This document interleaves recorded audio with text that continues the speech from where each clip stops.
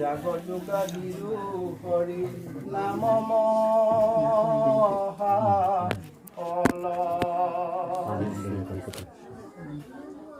অৰাম হেনয় পৰমানন্দ মাধৱ কনিত সুমৰিও নৰ নিৰন্তৰে এক চিত্ত কৃষ্ণ কথা অমৃত পিয়ুহাৱধানে কৰিও যতন যাৱে প্ৰাণ থাকে মানে ৰাম ঘূৰ কলি যুগে মন মতিমনোচ্চৰ নাহি আন ধৰ্ম হৰি কীৰ্তন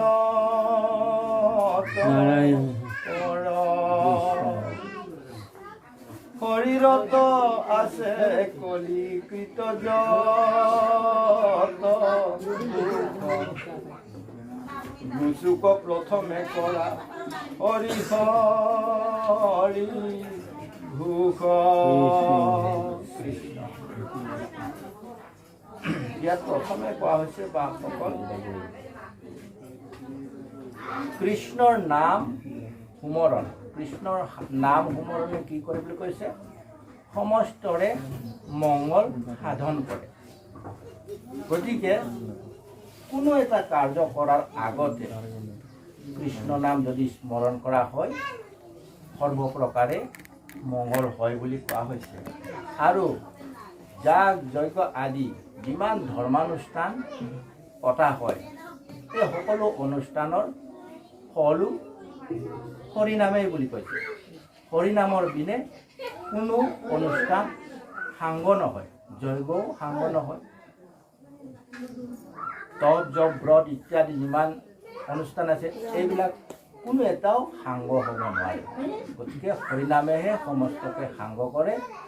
যোনে যি ভাৱতে অনুষ্ঠান নকৰক শেষ পৰিণাম হয় ফল হয় হৰিনাম। গতিকে হৰিনামৰ দ্বাৰাহে সিদ্ধি লাভ হয়গৈ বুলি কোৱা হৈছে। আৰু কৃষ্ণ কথাক ইয়াত অমৃত বুলি কোৱা হৈছে। অমৃতৰ লগত তুলনা কৰা হৈছে। সাধাৰণ অৰ্থত বিচাৰ কৰিলে অমৃত এটা তৰল পদাৰ্থ। অমৃত স্বৰ্গত থাকে। দেৱৰাজ ইন্দ্ৰৰ তত্বাৱধানত অমৃত ৰখাৰ ব্যৱস্থা ভগৱন্ত পুৰুষে আগতে কৰা আছে। সেইকাৰণে অমৃত একমাত্ৰ স্বৰ্গত থাকে। কিন্তু এই অমৃতৰ কথা ইয়াত ভাগৱতে কোৱা নাই। কৃষ্ণ নামৰ যি প্ৰভাৱ আৰু ফল ই অমৃতৰো পৰম অমৃত। গতিকে ইয়াত পৰম অমৃতৰ কথাহে কোৱা হৈছে, সৰ্বসাধাৰণ অমৃতৰ কথা কোৱা নাই। যি অমৃত পিবলৈ সেৱন কৰিবলৈ পালে মানুহ অজৰ অমৰ হয় বুলি কোৱা হৈছে। জীৱ অজৰ অমৰ হয়, অজৰ অমৰ হয়, কিন্তু তাৰো এটা লিমিট আছে। এই অমৃত পান কৰিলে কোটি কোটি বছৰ অনন্ত কাললৈ অমৰ হৈ নাথাকে। তাৰ এটা লিমিট আছে। লিমিট যেতিয়া পৰিপূৰ্ণ হ'ব, ম্যাদ যেতিয়া শেষ হ'বলৈ ধৰিব, এই অমৃত খোৱা লোকজনেও সামৰণি অৱস্থালৈ আহিব, বৃদ্ধ হৈ আহিব, আয়ু সমাপন ঘটিব। আয়ু সমাপন ঘটিলে মৃত্যুৰ মুখত পৰে।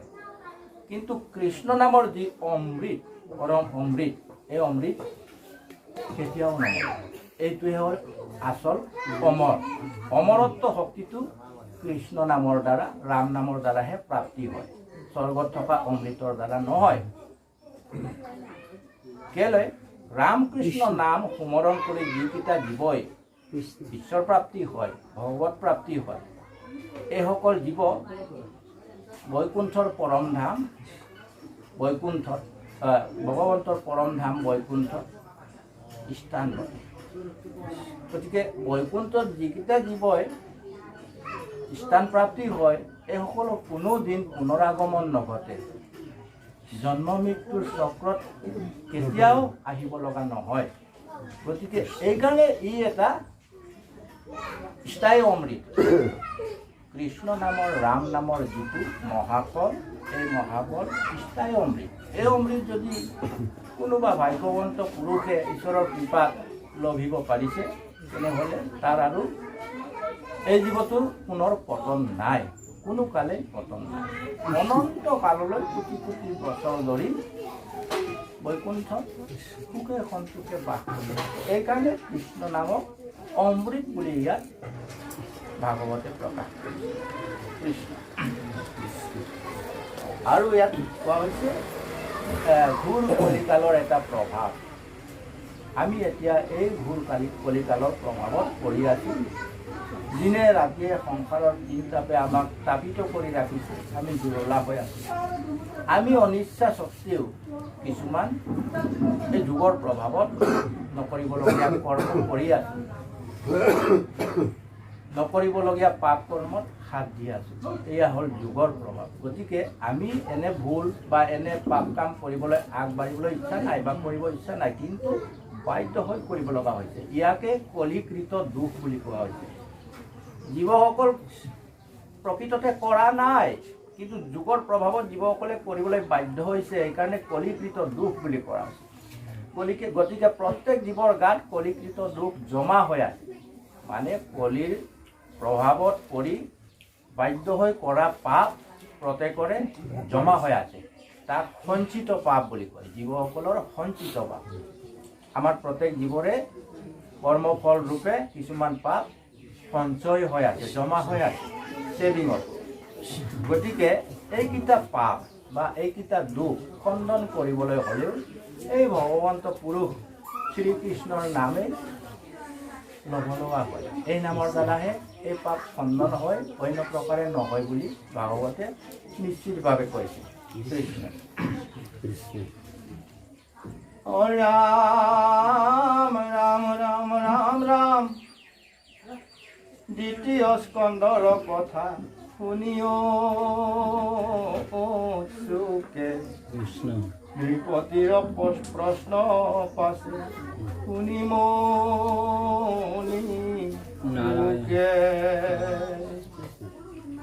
কৃষ্ণ পদ পংকজক হৃদয়ত ধৰি দিলন্ত সিদ্ধান্ত তাংগ সাদুৰ্বাদ কৰি।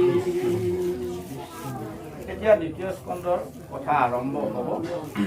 দ্বিতীয় স্কন্ধত ৰজা পৰীক্ষিতৰ কিছুমান প্ৰশ্নৰ উত্তৰ গুৰু শুকদেৱে দিব। গতিকে এই কথা এতিয়া আৰম্ভ হ'ব।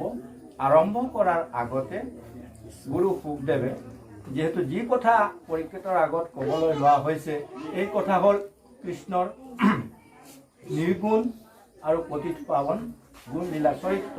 গতিকে ভগৱান শ্ৰীকৃষ্ণৰ বিষয়ে কিবা এটা কোৱাৰ আগতে সেইজন ভগৱানক সুমৰণ কৰাটো প্ৰতিজন সাধু বা গুৰু মহাপুৰুষবিলাকৰ নিয়ম হয়, কৰ্তব্য হয়। সেইকাৰণে এতিয়া এই কথা কোৱাৰ আগতে শুকদেৱে ঈশ্বৰ স্মৰণ কৰিছে, কাৰণ ঈশ্বৰৰ কথাই কোৱা হ'ব।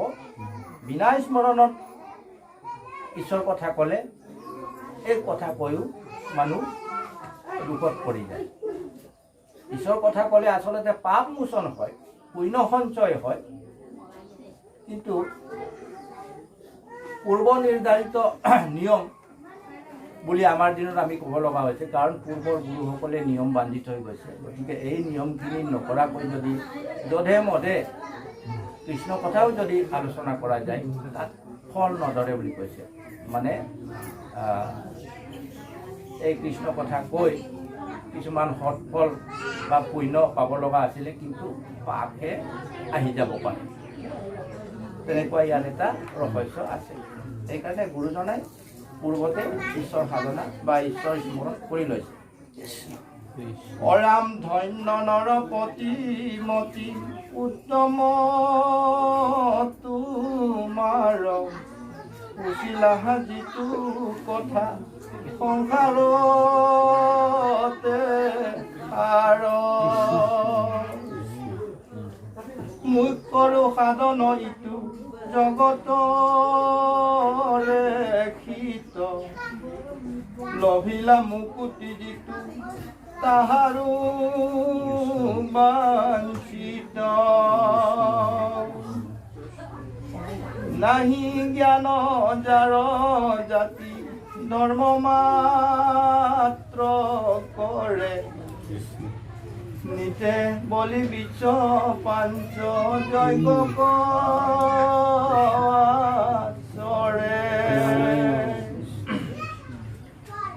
তাহাৰ শ্ৰুতব্য কথা আছে সংখ্যাত হৰি বিমুখৰ হুৱে ব্যৰ্থে আয়ু পাত দিন হইলে ধন কুটুম্বৰ চিন্তা কৰে নিদ্ৰা স্ত্ৰী আলাপনে ৰাত্ৰি আয়ো কৰে ইয়াত গুৰুজনাই প্ৰথমে পৰীক্ষিত সাধু তুমি ধন্য বুলি প্ৰশংসা কৰি লৈছে কাৰণ পৰীক্ষিতে যিখিনি প্ৰশ্ন সুখদেৱৰ ওচৰত সুধিলে এই প্ৰশ্নৰ উত্তৰ দিবলৈ যাওঁতে তাত জগত কল্যাণৰ ৰহস্য এটা জড়িত হয় তাৰমানে জগত কল্যাণ কেনেকৈ হয় কৃষ্ণৰ নিৰ্গুণ গুণনাম কীৰ্তন য'ত প্ৰকাশ হয় তাত জগতৰ কল্যাণ পৰীক্ষিতৰ উত্তৰ দিবলৈ যাওঁতে ভগৱান কৃষ্ণৰ মহান পতিত পাৱন নিৰ্গুণ গুণ লীলাৰ চৰিত্ৰ ইত্যাদি প্ৰকাশ হয় উত্তৰত সেইকাৰণে গুৰুজনাই তুমি সাধু তুমি ধন্য তুমি যি প্ৰশ্ন কৰিলা এই প্ৰশ্নৰ অন্তৰালত জগতৰ কল্যাণ সোমাই আছে বুলি আগতে কৈ লৈছে কৃষ্ণ আৰু ইয়াত এটা কথা কোৱা হৈছে কিছুমান মানুহ বা গৃহস্থ এনেকুৱা আছে যি গৃহস্থই জাত পাতৰ কথা নাজানে ধৰ্মৰ কথা নাজানে ঈশ্বৰৰ কথা নাজানে একো নীতিনিয়মে নাজানে কিন্তু তেনেকুৱা এটা গৃহস্থও যদি প্ৰতিদিনে পঞ্চযজ্ঞ নিজৰ ঘৰত যদি কৰে সেই পঞ্চযজ্ঞৰ দ্বাৰা প্ৰতিদিনে এটা গৃহস্থত যিটো পঞ্চপাপ লাগে পঞ্চশুনা পাপ বুলি ভাগৱতত যাক বৰ্ণনা কৰা হৈছে এই পাপৰ পৰা ৰক্ষা পৰে বুলি কয় হয়তো এই গৃহস্থ একেবাৰে অজ্ঞানী হ'ব পাৰে জাত পাত ধৰ্ম জ্ঞান ভক্তি একো নাজানিবও পাৰে কিন্তু এই নিয়ম যিটো গৃহস্থত পালন হৈ থাকে এই ঘৰখনে প্ৰতিনিতে পঞ্চশুনা পাপ যিখিনি জমা হয় এই পাপৰ পৰা সম্পূৰ্ণৰূপে পৰিত্ৰাণ পায় বুলি কৃষ্ণ আৰু আমাৰ নিচিনা সাধাৰণ জীৱবিলাকক ইয়াত কোৱা হৈছে যিবিলাক জীৱই হৰি বিমুখ সদায় হৰি বিমুখ মায়াৰ প্ৰতি ঢাপলি মেলি থাকে দিনে নিশাই সংসাৰিক কৰ্ম কৰিবলৈ তৎপৰ হৈ থাকে অৰ্থাৎ কামনা বাসনা পূৰণৰ কাৰণে অহৰ্নিশে চিন্তা চলি থাকে ঈশ্বৰৰ কাৰণে কোনো চিন্তা কৰা সময় নাই এইসকলকে হৰি বিমুখ বুলি কোৱা হৈছে গতিকে এই হৰি বিমুখসকলৰ কি গতি হয় গোটেই দিনটোত ৰাতিপুৱা হোৱাৰ লগে লগে পোহৰ হোৱাৰ লগে লগে বিচনাৰ পৰা উঠি যায় উঠি পেলাই কি কৰিব লাগে পৰিয়ালটো ভৰণ পোষণৰ কাৰণে কিবা এটা কৰিব লাগে ইফালে সিফালে যাব লাগে গতিকে ৰাতিপুৱাৰ পৰা বেলি পৰালৈকে যিমান কৰ্ম কৰা যায় সমস্ত কৰ্ম পৰিয়ালৰ ভৰণ পোষণৰ কাৰণেহে কৰা হয় গতিকে দিনটোত সময় নাপালে পিছৰ কৰ্ম কৰিবলৈ আকৌ ৰাতি হ'ল ভাত পানী খাবৰ হ'ল ভাত পানী খালে তাৰপিছত বিচনাত আকৌ গ'ল বিচনালৈ যোৱাৰ পিছত পুৰুষে নাৰীয়ে একেলগে সজ্জাগতা হ'ব শয়ন সজ্জাত পৰি যাব পৰি যোৱাৰ পিছত অকণমান সময় পাব অৰ্থাৎ টোপনি যেতিয়ালৈকে নাহে তেতিয়ালৈকে সময় অলপ পাব এইখিনি সময়তো ঈশ্বৰ চিন্তা নকৰে কৰা সময় নাই অৰ্থাৎ স্বামী আৰু ভাৰ্যাই একেলগে স্থান লয় বিচনাত তাৰপাছত কি হয় আকৌ বিষয় চিন্তা যে এনেকুৱা কামৰ হেঁচা হৈছে তেনেকুৱা আঁচনি বনাইছোঁ, তেনেকুৱা পৰিকল্পনা আছে। এই পৰিকল্পনাটো কি ধৰণে ৰূপায়ণ হ'ব লাগে, এইখিনি আঁচনি ল'লে লাভালাভ কিমান হ'ব বা লোকচান কিমান হ'ব, এই আলোচনাহে পতি পত্নীয়ে বিচনাত থাকি আলোচনা কৰে। এই বিচনাত খন্তেক জিৰণি লওঁতেও ঈশ্বৰৰ কথা চিন্তা কৰা সময় নাই বুলি কয়। গতিকে এনেকুৱা জীৱবিলাকৰ আয়ু ব্যৰ্থে গুচি যায়। আজি এদিন, কালি এদিন, এবছৰ দুবছৰ তেনেকৈ গৈ গৈ ব্ৰহ্মাই দিয়া, বিধাতাই দিয়া 100 বছৰ আয়ুটো পৰিসমাপ্তি ঘটিব, কিন্তু লাভ একো নহ'ব। 100 বছৰ সংসাৰত জীয়াই থাকি কৰ্ম কৰি তাৰ জমাধন তিলৰ সমানো নহয়, দাৰহে লাগি পেলাই গুচি যাব। এই কথা কোৱা হৈছে। কৃষ্ণ পাঠক বাপ কৃষ্ণ জানিবলৈ এটা কথা থাকি গৈছে। যিহেতু পঞ্চশুনা পাপৰ পৰা মুক্তি পাবৰ বাবে পঞ্চযজ্ঞ কৰিব লাগে, কিন্তু জাত পাত নজনা, ঈশ্বৰক চিনি নোপোৱা, নাম কি বস্তু তাক চিনি নোপোৱা মানুহজনে পঞ্চযজ্ঞ কি বস্তু, সেইটো পঞ্চশুনা পাপ বা কি পাপ, সেইখিনি আমি কেনেকৈ জানিম?